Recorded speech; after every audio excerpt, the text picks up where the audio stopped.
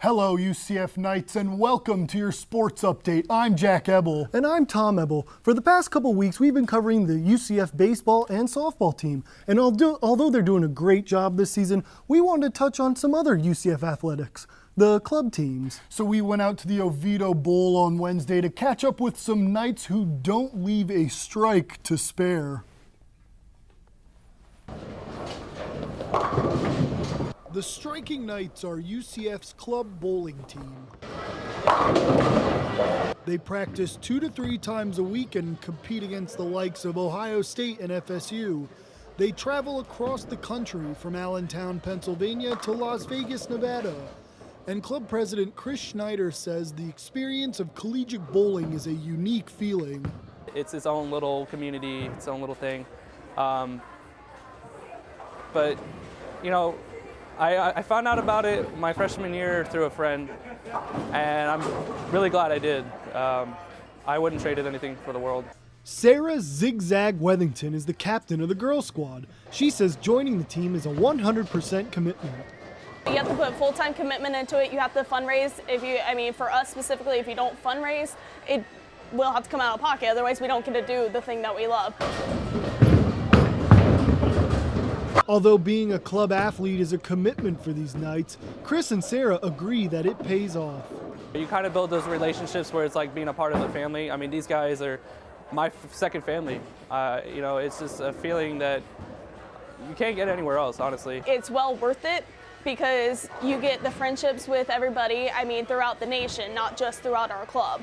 It's just well worth it. Chris also says he has high hopes for his last hurrah with the Striking Knights. I have one more year left, so I'm hoping that we can get this team better and we get to win a national championship. We had a great time on Wednesday and met some really awesome people. I tell you what, they were telling us after the interview that during their tryout process, they don't usually cut people, but if I went to go try out watching them, I might be the first one to be cut. There's a good statistic in bowling that if you get 3 strikes in a row, it's called a turkey, but I'll tell you when I bowl, I'm the only turkey Couldn't out agree there. more. So now moving on to the March Madness brackets, the Sweet 16 kicked off yesterday with Notre Dame beating Wichita State, smoking them in the second half, shooting 75%, but the barn burner was Wisconsin, North Carolina. Wisconsin was struggling against UNC early on, but they rallied back and stole the win from the Tar Heels, ending their 11-game Sweet 16 win streak. I was a little disappointed. I had UNC. I looked like a hero in my bracket, but in the end, they did me wrong. Well, we're moving on to the next matchup of the day. We saw number 1 Kentucky take on number 5 West Virginia. And what can be said about that game that hasn't already been said about a dumpster fire? Look at this. We had Kentucky dunking on each other. That's how good they are. It was a blowout from the absolute start. There was a point where West Virginia had less field goals than turnovers. It was a defensive showing by Kentucky all night. They came away with the victory 78-39.